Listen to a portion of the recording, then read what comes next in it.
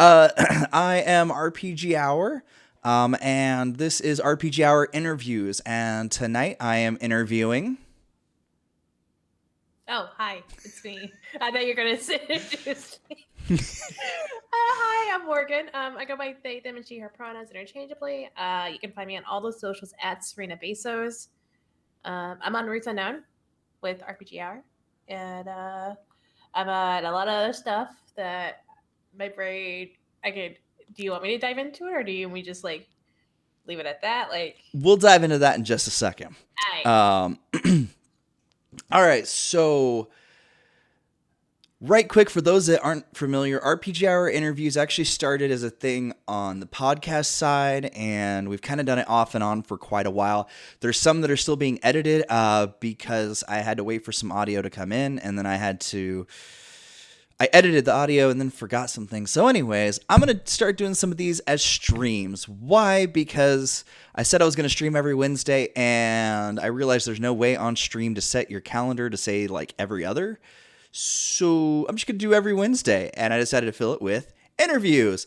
Right now, I'm going to try and interview all the people that are on the Twitch shows, and then do all of our podcasts, and then start interviewing like randos in like the TTRPG like realm, starting with mutuals and people that I kind of like. So you are a member of Routes Unknown. Mm-hmm. What brought you to RPG Hour, and what about Routes Unknown grabbed you? I think we've been mutuals for a hot second on Twitter, and then you're like, "Hey, did you join a Discord?" I was like, "I don't join a Discord very much. I don't remember why I joined the Discord. I think I was just like, I'll join, no big deal." And then you brought up, I think we were talking about the season finale of Supernatural, which I won't give out spoilers because it's done and over with. I still won't say anything, but there were some disappointing queer things that happened within the season finale. And you were like, I want to make it better. I want to make a good monster game show, pretty much. And thus, Roots Unknown became a thing, right? I think that's how it happened. So there's a few little details left out. Basically, what happened is somebody in the server, who has been a part of RPG Hour for a little while, was like, "What the crap is this shit?" And I was like, "Well, it's not like we don't have a way to do something to like maybe do something better about it." And I want to say Crow was involved in this conversation. Crow did mention in the chat that it was a deep cut. The season finale chat is a deep cut. And here's the thing: I haven't watched, I haven't watched Supernatural in quite a while. So honestly, all I was going on was like, I like the show Haven, I like the show Freaky Links, and I like Twin Peaks. Supernatural was kind of okay, but I was like, but yeah, but what about queer stuff? Like, why is it all of a sudden? And then I looked up what happened, and I was like, yeah, I'm pretty sure I know enough queer people that we can make something a little better. But um, I I don't even remember how I started recruiting people. I think it was just trying to create it. But um, so other than the fact that it's a queer monster show, was there anything else that like really grabbed you about it? I think it's with you because I haven't played with you too much, and I wanted to play more with you. So I just wanna play games with my friends, and that's about it. And I haven't played a lot with anybody else really in the server as well. So it was a good way for me to jump in and meet new peoples and play new games with new friends. Um, but also it's I think just because I love playing games, I love sharing stories with people, especially like I said, new friends. So hey, I just wanted to join in. So what is your character? So I guess the better way to phrase that is, who is your character? Who Um, is my character? Okay. I play Natalia Fuentes, which is she's the Crooked Playbook. She is a quote unquote disaster child in the best sense. um, she basically grew up in Hexwood, right? I think that's what happened. Yeah, they grew up in Hexwood, part of the football team. Uh, Graduated, barely graduated, dropped out. I haven't figured out like where on the high school scale she is. I think she barely graduated, honestly.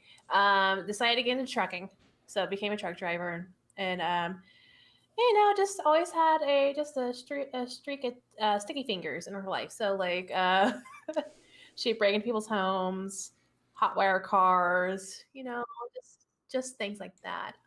And once she got started getting into supernatural stuff, because that happened, because how else does someone crooked get wrapped into the Scooby Doo gang, pretty much? And yeah, she started. So she still has us. She still has her tendencies to like want to scratch the itch of stealing, but she's doing good right now, as best as she can be. So she's back in Hexwood, hanging out with the crew. So yeah.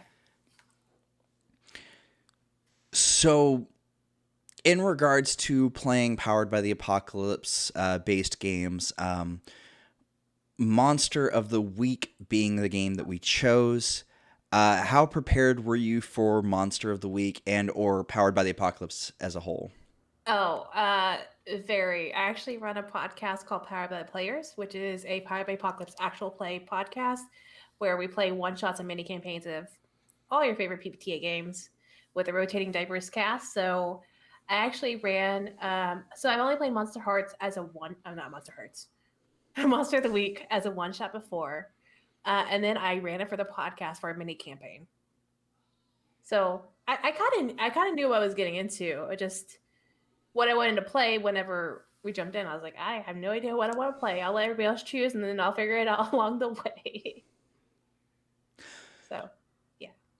So we decided, or I came to y'all and I said, hey, I would like to use the alternative rule set, More Weirdness, that's by the original creator, Michael Sands. Um, had you even heard of that, and how do you feel about the idea of the More Weirdness mechanics? I actually never heard of it before. Whenever I look at any sort of game for the podcast that I run, I try to just stick with the main base books in general, just so people who are listening can like have they know what they're getting into. So it was really cool to hear that there was more things like supplements like that. So I was like, oh right, cool. This sounds what I can add more to this.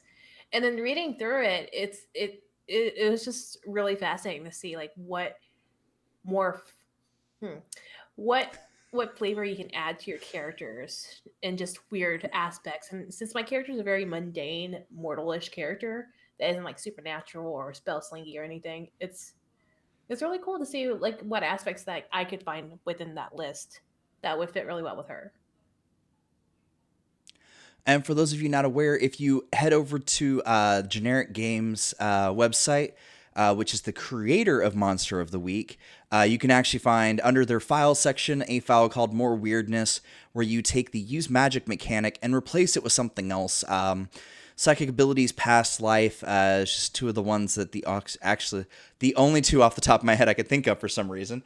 But there's a lot of cool things that you can replace it with. So if you're looking for a campaign and you want a little something different, I would definitely suggest that. Now, you said you had a podcast doing Powered by the Apocalypse things. Is Hmm. there a Powered by the Apocalypse game that you haven't done that you are hoping to get to do on the show? And is there a game that y'all have played yet that's other than Monster of the Week that you really enjoyed? So there was so I'll start with the second one first because there's a lot of PBTA games I want to get to. But the second one, there was a game that I ran called Escape from Dino Island, which is by Sam Tung and Sam Thomas, I believe.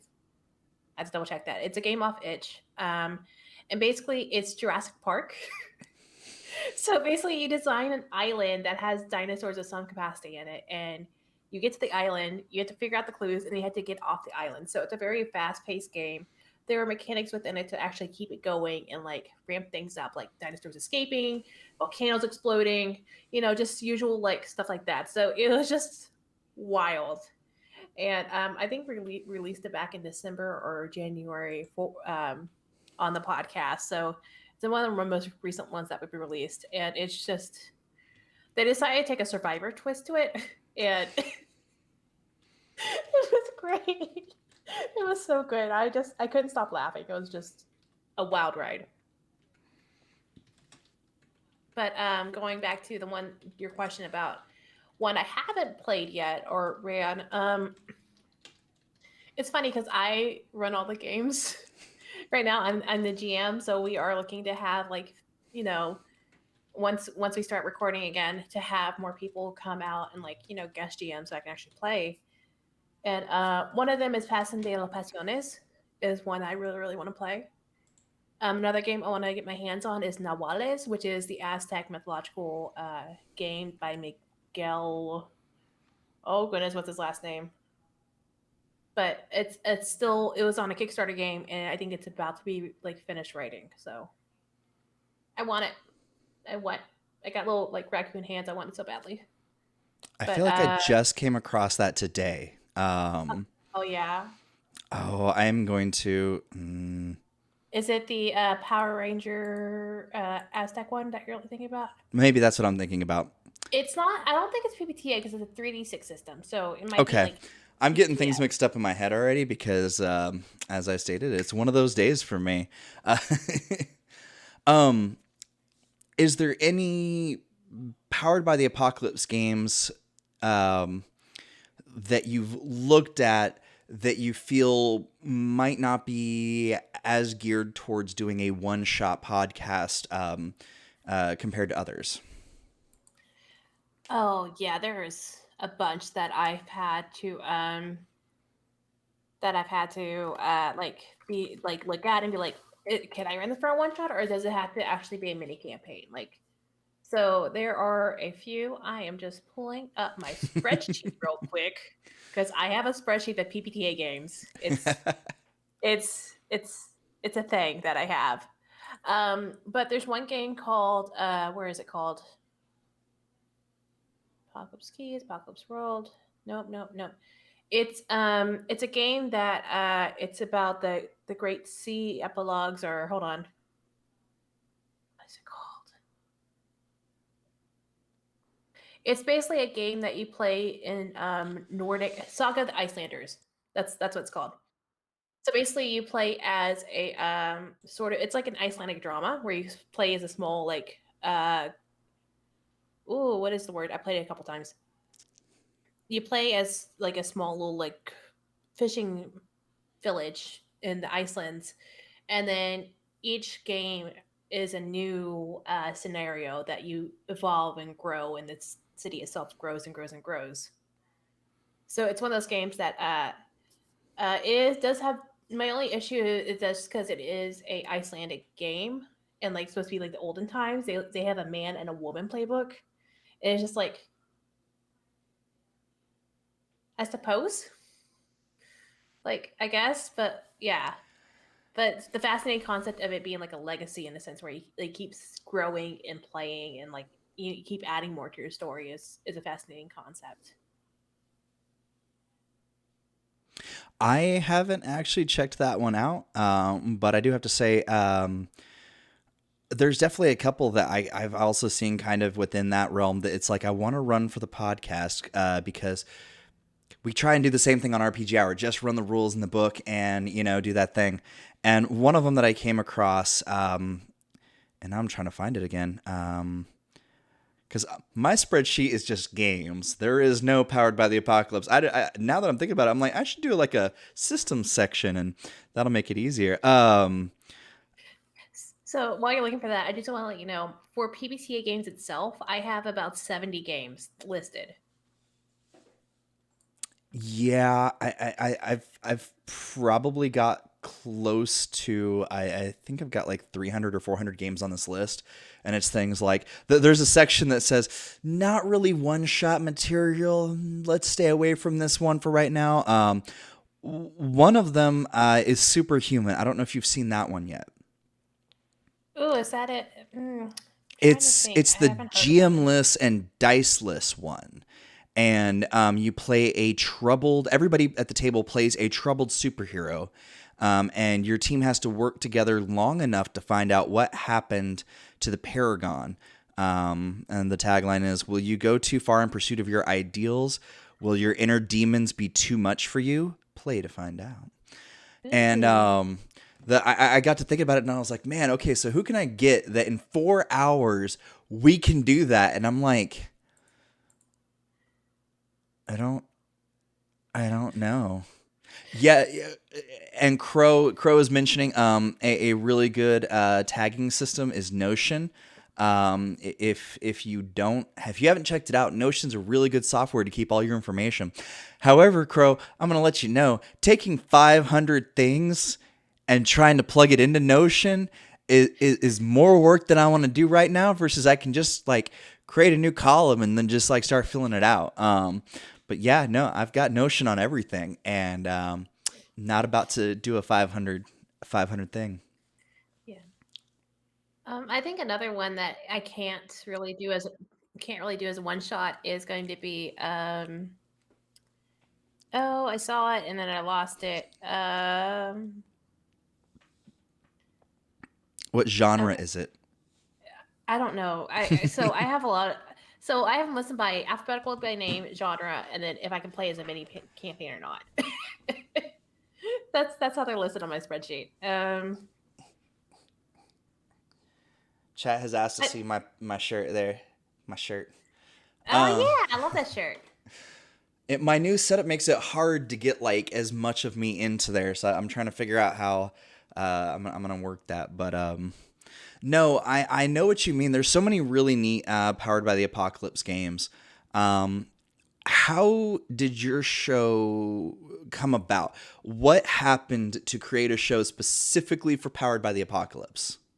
So I was talking. It was Big Bad Con 2019, and I was there sitting with Kristen Devine. I think we're just chatting about like Powered by Apocalypse games, and I was just like, "Oh, it'd be so cool if there's like just a show that was just PBTA games, just because you see a lot of shows that are either just various one shots or shows that are a campaign of this game that goes on until they're blue in the face." I was just like, just something that like can really get people into playing PBTA games because there's just no one really plays them that often. And I was just like, I just looked at her. I was like, we're a part of this podcast system with Roleplay Network. Just let's talk to Kent. Let's do it. And she was like, I mean, she's like, I guess I can learn how to edit. I'm like, yes, you can. I'll run it. You edit. And then our friend Diana, we dragged in as another co-host, just to help us cat wrangle and like you know, be be a stoic force in we're basically balloons in the wind and she's holding us down like by the string. So that's how it really started. And we started back in October 2019, November 2019, with starting to gather and talk about it and stuff like that. And then we started recording, I think, in December 2019, January 2020, and we started with masks with a mini mask campaign. And what we wanted to do is make sure that we always had a rotating diverse cast, and because you know you see a bunch of games with a bunch of cishet white men that are just like there, and we didn't want that. We're all mixed POCs, been presenting individuals. We want more people like us. We want more people of color. We want more queer folk, and that's what we were promoting. And that's why our cast is usually rotating. So it's just me in the gamer seat and Diana and Kristen playing, and then we try to have at least three other players. So I like having a good cast of five. So just to have people coming in and out, and it's been good so far. We've had a really great cruise, and I've really, really enjoyed all the games I've ran. I will say I am a fan of finding other shows that have more than just like 3 or 4 players at the table, because I'm always like, am I doing too much when I have 5 or 6 people at a table? And then you You know, saying it, yeah. I was just like, you were like talking about six for Roots, and now I'm like, oh my god, that's so many. Like, but I'm very surprised that people can do that, and I'm like, I'm proud of you. If you did. so one of these days, you, me, and Basilisk at the very least will have to get into a conversation because he'll want to have a rant on this. But I will Mhm. talk about the system and the time that I ran 13 players at the same time. And the reason we'll have Basilisk in that conversation is because he's going to rant about why that system is not for that. What system was it? I'll leave that for another day because I know that Basilisk, if Basilisk was in chat, I would do that. And that would be the fun of watching him just absolutely lose it. But he's not here. I was hoping he would show up because I figured us talking about group sizes would come up, and he didn't. But no, that'll be a fun. We'll have to get him on camera. Mrs. You know what system? It is the system that we met with. Do not mention it though. It is a secret that we will take to our graves or until we have Basilisk around. I will admit I have run like D&D with 7 players or more, just because I used to run it at a local gaming place.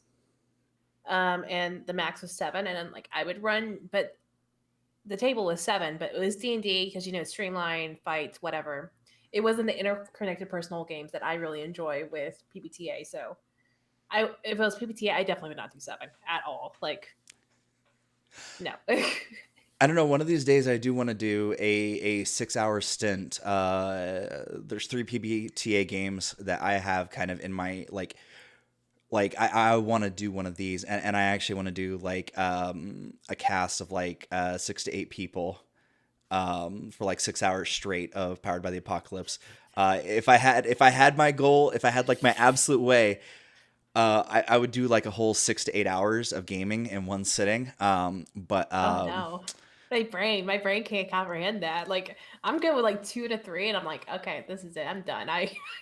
See, I come from the golden age of when, we teenagers met in each other's homes, and it was, 8 to 12 hours of gaming in one go. I'm not a teenager anymore, though. I'm not. No, but that's what the good thing about like doing it on like a Friday night to like Saturday, or like Saturday, because then you have Sunday to recover. Because I'm not a spring chicken. I can't do that.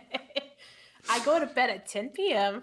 I wake up at 7. That's my schedule, no matter what.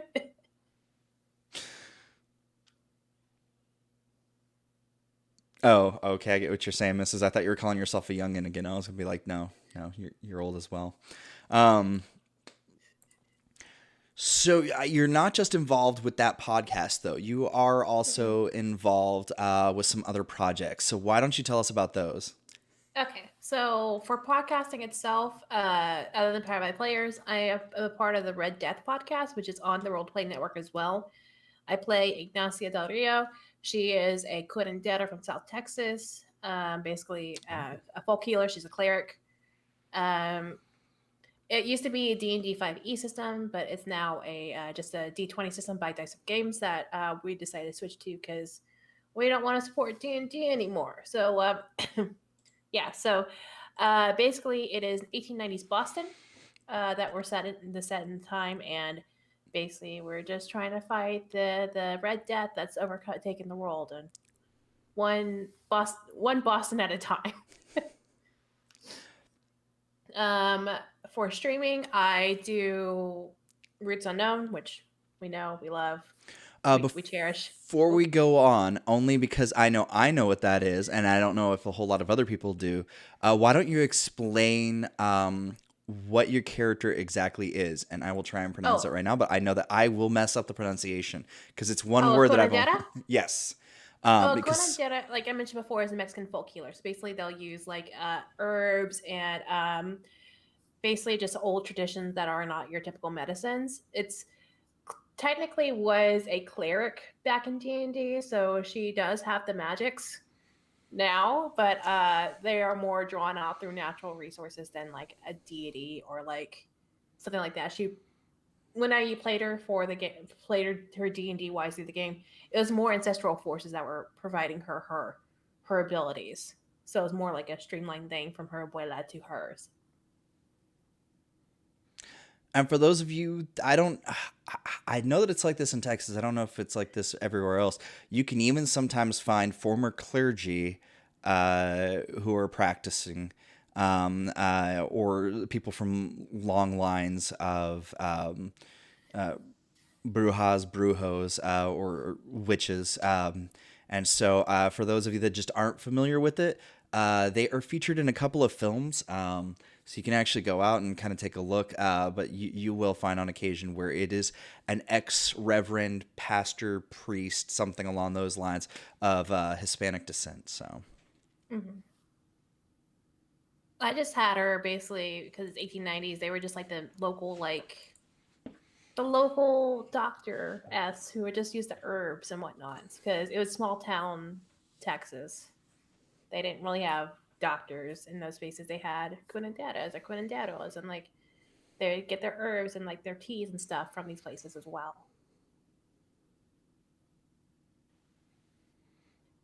I love how Google Meets does not understand what a curandera is. Yeah, I'm sitting there and I'm watching it and I'm like, I'm gonna have to remember that that's like way off right there. So of course there's also Routes Unknown that you've already kind of Mm-hmm. touched on. What other projects are you in? Yeah, so for streaming wise, I am a part of Kahania, which is an was Quest is changing to a new system that we're still deciding and will reveal soon. AKA, I don't know if I can spill it yet. so, um, so Kahania is a Stars and Mean, which is a decolonized like Indian sort of setting that Miriam has designed, and then I played Tulsi, which with the quest system, I played the naturalist, meaning that I play like the very like druid character. Uh, she, they were a mess of a child. They were the youngest. They were the most outgoing and energetic, and like they can handle everything. So it's fascinating to see what new system we're going to be playing now, and like how they adjust to be fitting in that system. Because it's fascinating to take characters that you have developed within like one system and toss them into another system and like make them cram them into a playbook or a character sheet or something like that.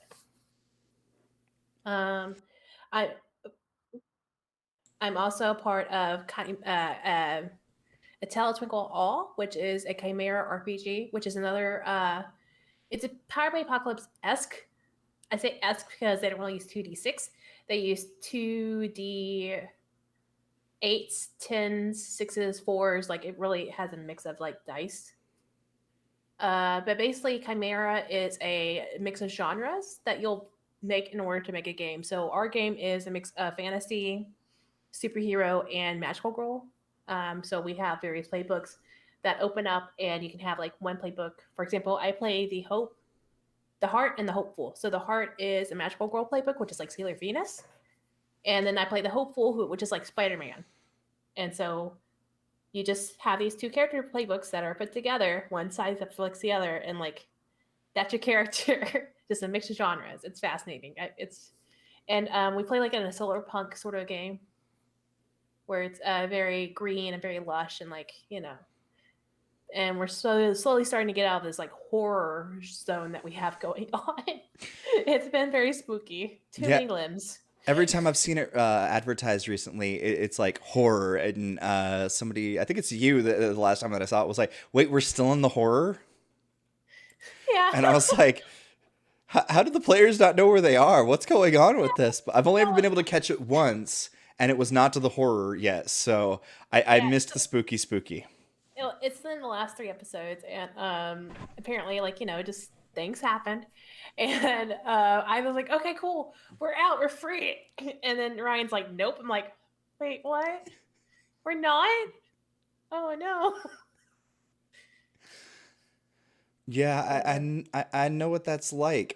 For people who played D&D back in the 90s and 2000s, will remember things like Planescape, where it's like you're gonna go between the different realms, and we went from Forgotten Realms and then spent 6 months real world time playing in Ravenloft, and none of our characters were built for Ravenloft. So I'm over here like, my character's a regular ranger. Can we go back to something else now? Can we do something? So I know those feels as a player when you're like, are we out of the horror yet? And they're like, yeah, you're out of the horror. Oh wait, no. here's Strahd's castle, and you're like, no, No, no, please no. no, please. I don't want to. Can I bribe him? Can I? Can we No. not? Yeah. And then with Utopia, I am going to be running a game of Kids on Brooms there, which I'm very excited for. We're about to have session 0, and I'm just. And what's fascinating too is we're going to pre-record everything and then like release it at like a scheduled time, which I'm also very very excited for a change of pace than like live actual plays. So So for those that haven't checked out Kids on Brooms, how different from Kids on Bikes is it? I would say it is.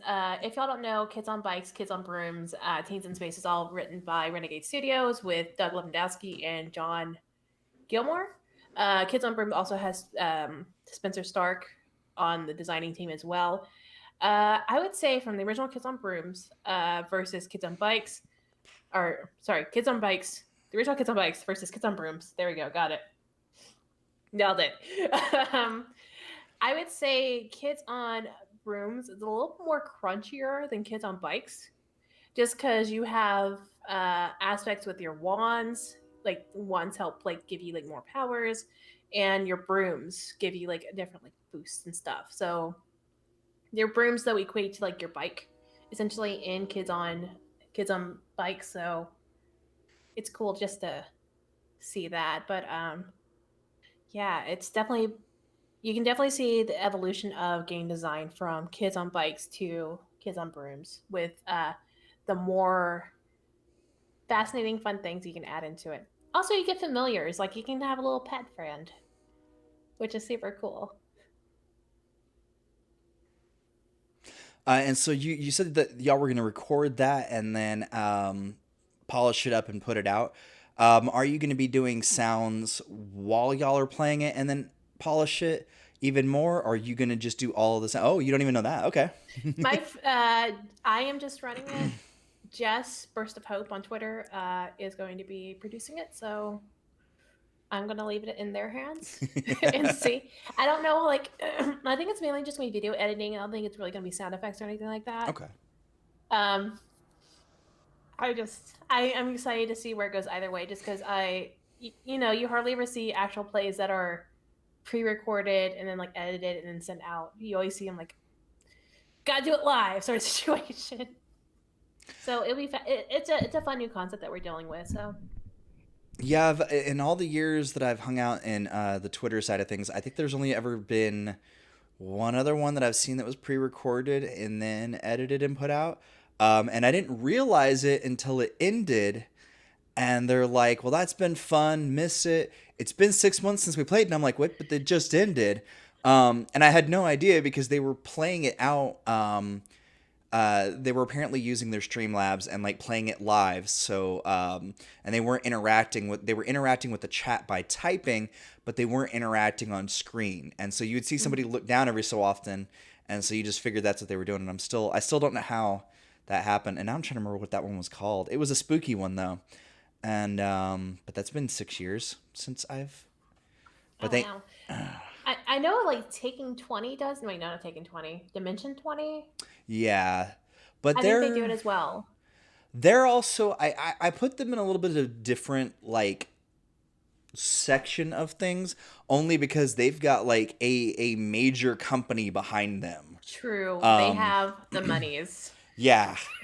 I was watching a behind the scenes video and I was like, all right, so who won that big lottery that Texas just had? I need to make friends with them right quick. I need that production money. But yeah, they have the monies and the editors.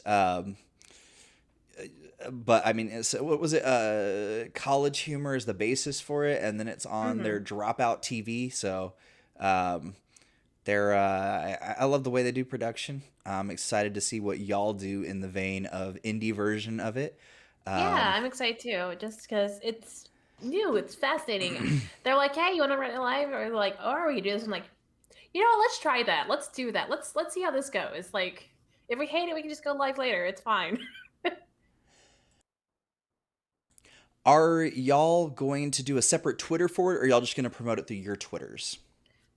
We're gonna promote it through Utopia because it's the Utopia show. So Okay. I don't think like there's too many Twitters, you know. Like it's just like, yeah. So I don't know about Twitters itself, but I think it just mainly will be through Utopia for the time being, from what I know from our meeting. Yes, yes, that's what's happening. But, Um. Oh, there was something else I was going to ask, and my brain just stopped because people started talking about monies, and my vision keeps going down there for the money stuff. the Um, money's. I know all the monies. Oh, so with Utopia, Mhm. um, unless I spaced out on this, uh, could you go in more depth on Utopia? Yeah, Utopia is a Twitch channel that's by BIM POC for BIM POC. So we're working on cultivating a space that will promote and have shows that are all BIM POC based, and hopefully we start running games that are either that we want to reflect and show and highlight BIM POC designers as well. So we're just a little community that we're making a table for all of us because sometimes other communities don't want us, and it's frustrating. So we're doing our thing and making spaces and making friends along the way, with various other shows and the like. So that's what Utopia is. Now my brain went blank. Oh, so shows we have currently. We have Kahania, which is the soon to be figured out system, game system that was once Quest. Uh, Another Chimera game called Cape and Blade, which is ran by Amr Amaraz, who is another co-designer with Ryan Bolton. And their game, I believe, is fantasy and superhero Chimera genre mix.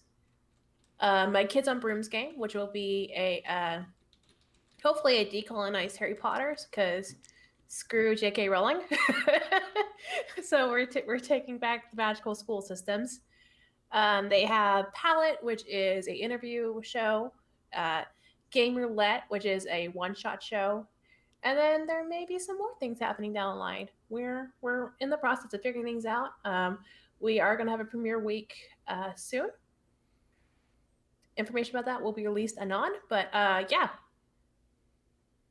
we're doing things.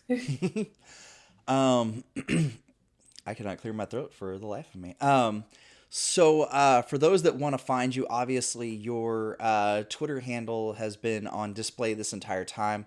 But is there anywhere else that you want to plug for people to go and check you out? um, I mean, Twitter is like my main hangout for folks. You can follow my Instagram, which I don't ever post to, but you're more than welcome to follow me there, which is the same handle. Check out my podcast, Powered by the Players. Check out Red Death. Check out Utopia. Um, Check out A Tale from One All whenever that goes live. It's better just to follow me, honestly. I just share a lot of things. And just you can get that information that way. Well, thank you so much for joining us again. Sorry, I keep wanting to say your username rather than. It's fine. Morgan is part of the Routes Unknown cast, and you can check us out on the first and third Wednesdays right here on RPG Hour's Twitch. Bucky's had it the ready. Um, Mhm. and I will be right back in a little bit with the next interview, which is going to be Cinziak. And until the dice roll again.